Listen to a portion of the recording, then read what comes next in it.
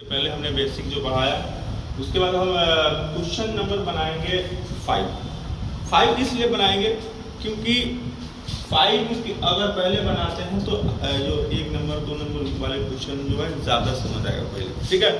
तो 5 नंबर जो क्वेश्चन कहता है कि आकृति 6.32 में यदि AP समानांतर CD, ये फिगर है आपका आकृति, AB और ये CD जो रेखा है ये वाली और ये समांतर है और कोण APQ ये वाला कोण 50 डिग्री और कोण PRD ये वाला कोण 127 डिग्री है, तो X और Y का मान ज्ञात करना है, इस कोण का मान और इस कोण का मान ज्ञात करना है, ध्यान रखिएगा। और ये फिगर हमने इसलिए रखा है कि हमको जरूर समझ आए। इसको हल करते हैं। हल करेंगे तो सबसे पहले हम लिखेंगे कि AB और CD क्या है, समानांतर। याद रखिएगा, एकांतर कोण हो या आपका संगत कोण हो, ये कब लागू होगा? एकांतर कोण बराबर कब होंगे, संगत कोण बराबर कब होंगे? जब जो ये रेखाएं हैं ये समांतर दिया रहेगा तब। अगर क्वेश्चन में समांतर दिया नहीं रहेगा तो ये नियम लागू नहीं होगा।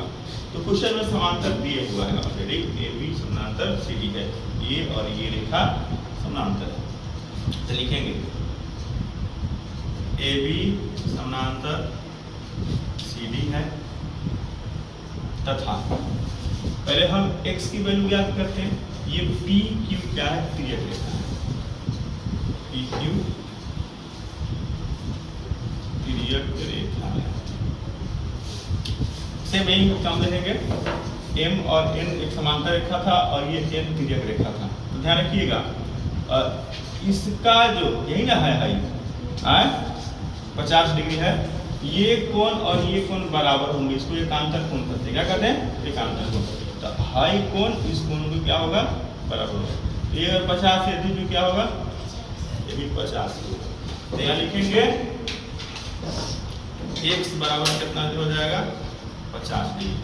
AP समांतर CD है, PQ तिर्यक रेखा है, तो जो ये कोण होगा वही कोण क्या होगा?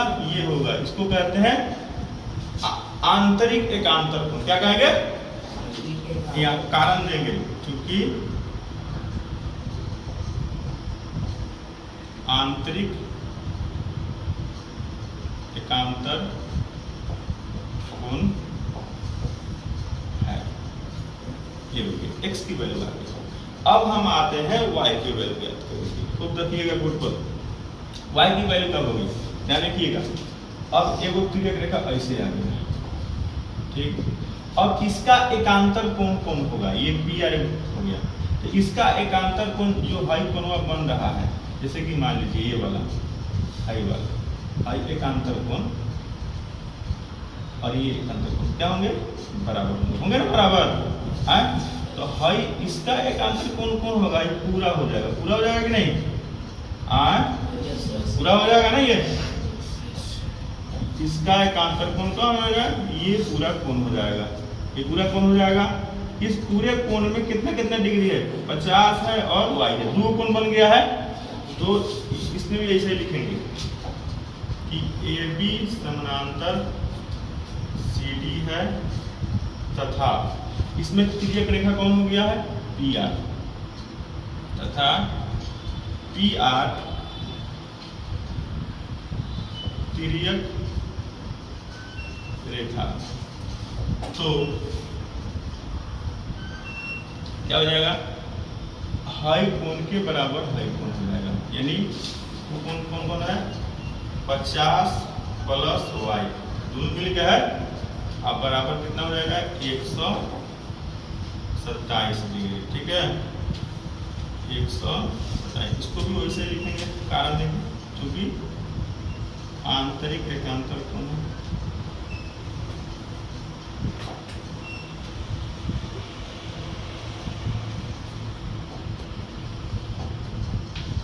अब ध्यान रखिएगा, Y इसी साइड में जाएगा, 50 को इस साइड में लेकर चल जाएंगे, Y बराबर हो जाएगा 127 का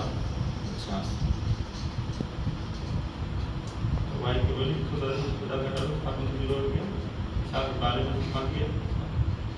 हमारा आंसर आ गया।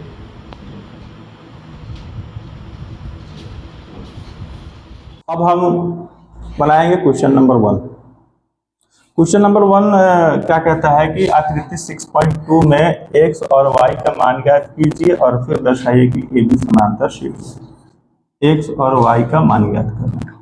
याद रखिएगा, इसके पहले जो हमने जो डायग्राम पढ़ा है वो इस पर लागू नहीं होगा। क्यों नहीं लागू होगा? क्योंकि इस क्वेश्चन में AB और समानांतर CD नहीं दिया है। AB और CD समानांतर नहीं दिया है, इसलिए पहले वाला जो नियम था वो लागू नहीं होगा। हमें इसको दर्शाना है, सिद्ध करना है कि AB और CD समानांतर है। क्वेश्चन में अगर AB और CD समानांतर होता तब जाकर के वो मेथड लागू होता। ठीक है, तो इसको हल करेंगे, देखते हैं कैसे। जैसे कि हमें x और y की वैल्यू ज्ञात करना है, इसको x और y का मान ज्ञात करना है। सोचिए कैसे ज्ञात होगा, सोचिए कैसे ज्ञात होगा। देखिए कैसे बनता है, ये कैसे ज्ञात होगा। ये एक रेखा है, क्या है? एक रेखा है, और हम जानते हैं कि एक रेखा पर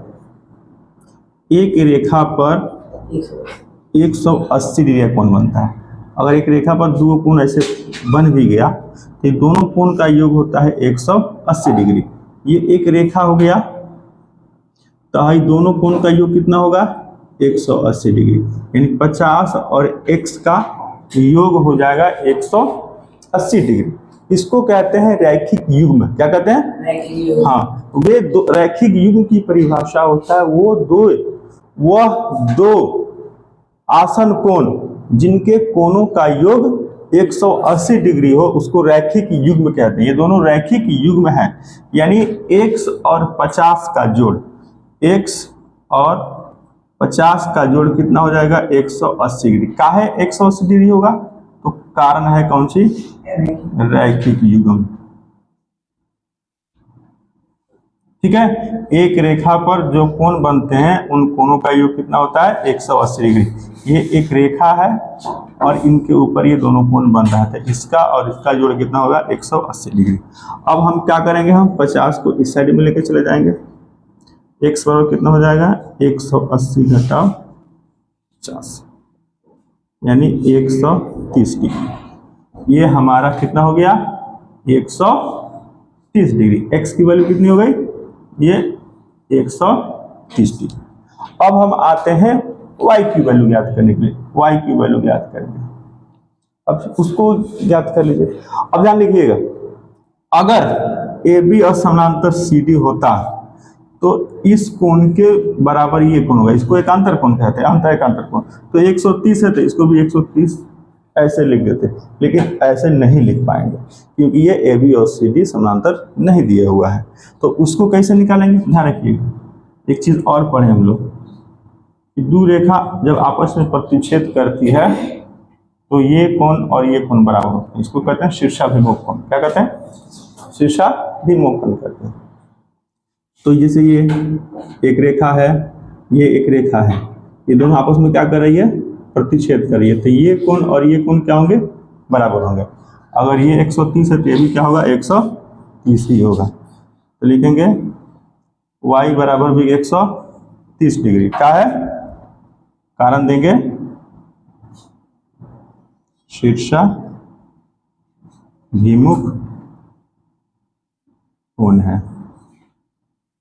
ठीक है, अब ध्यान रखिएगा, यहाँ x की वैल्यू भी आ गई 130, यहाँ y की वैल्यू भी आ गई 130। ये दोनों क्या हो गए? बराबर। ये दोनों कोण क्या हो गए? बराबर है। क्या लिख देंगे? हमको सिद्ध करना है AB समांतर CD सिद्ध करना है। तो लिखेंगे यहाँ x और y दोनों कोण बराबर है, दोनों कोण बराबर है। यहाँ x और y दोनों कितना? ए भी 130 आया, ए भी 130 आया। यहाँ दोनों x और y दोनों कोण क्या है? बराबर भी है और एकांतर भी है। तथा ये